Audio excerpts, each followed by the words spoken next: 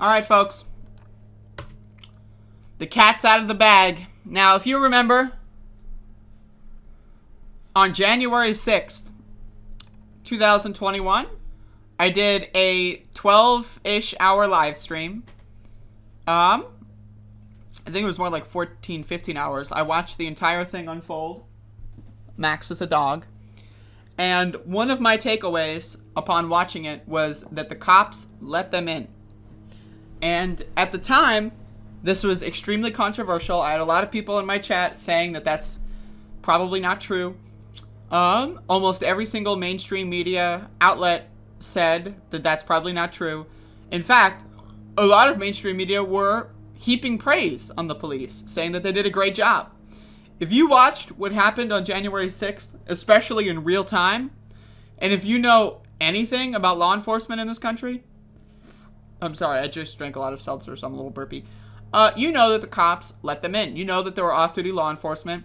It later was revealed that some off-duty law enforcement, used their access codes and badges to open certain doors. Right? We all know this. But now, the Trumpers are promoting this as if it's a good thing. A Trump-endorsed candidate for Arizona governor is claiming that the January 6 Capitol rioters were invited in by Capitol Police. A Trump-endorsed candidate for Arizona governor claimed that the Capitol rioters were invited in by the Capitol Police, appearing to push an unproven narrative that the riot was nonviolent. So again, their takeaway is that the cops let them in and it was a tour. Yeah, we were all just strolling around, shitting on people's desks, stealing things, destroying things, trying to kill politicians. Just a classic stroll in the park. Now, we need to understand that obviously that's not true. It was not a non-violent stroll in the park. These motherfuckers were deranged and crazy. Look at Ashley Babbitt, right? But also, it's true. The police let them in. That's factual. It's true. And we need to understand that that is the takeaway here. The cops opened the motherfucking doors for them. If you've ever been to a Black Lives Matter protest and you've ever been around police, you know that they don't typically open the doors. It's like, oh yeah, there's a bunch of black people out there saying that their lives matter or whatever. Let's just open the doors for them. That's never happened. Right? But when it's a bunch of white neo-Nazi Confederate losers, why not? The Capitol, one of the, most, fucking sacrosanct buildings in the whole world, they want you to think, somehow didn't have adequate security? I've been in riot situations where police have made literal lines of officers and officers and officers 6 or 7 layers back, right, to protect a fucking, road. Not even to protect a building, but just to stop people from going on one side of a road. You're telling me that the most beautiful, sacred building in human history can't get the same protection? Of course the cops let them in. They haven't been charged with a crime, and they were invited in by Capitol Police, Kari Lake said in an interview with conservative news network RSBN at former President Donald Trump's Oct 10 rally in Des Moines, Iowa. The U.S. Capitol Police Force was criticized for its handling of the Capitol riot after some officers were seen posing with rioters for selfies and moving barricades aside for the mob to move forward. However, there was plenty of footage and records of officers' injuries to show how violent the breach of the Capitol building was. During a July 27 House Select Committee on January 6th, several Capitol officers testified to racism and physical harm they experienced during the January 6th riot.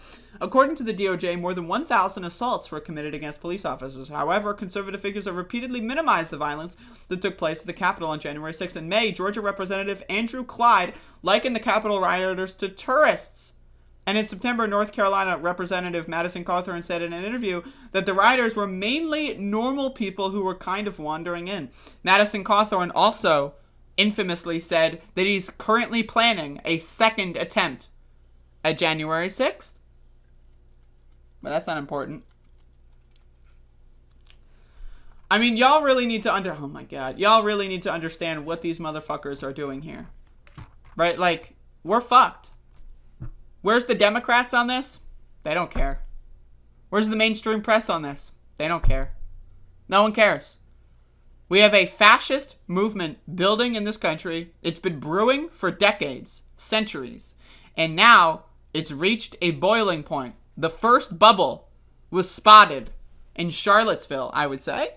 Where the bubbles started of the boiling point analogy. Bear with me here, right? But we are now reaching a very nice rolling boil with January 6th. The lid is off of the pot, folks. That water is splashing all over the kitchen. And we are going to get fucked up unless someone does something about this. But guess what? There is no savior. There is no hero. Joe Biden's not going to crack down. Nancy Pelosi, Chuck Schumer, they're not going to do jack shit. We're on our own. We are going to have to deal with the mess that these dumb fuck aristocrats are creating for us. And it's not going to be easy. And a lot of us are going to die because cops don't do their job. The state doesn't do its job. The state doesn't even care about itself anymore. Think about that. The government of the United States literally does not care about itself. The 14th Amendment, Section 3, clearly states, those who give aid or comfort to anyone engaging in an insurrection is banned from office.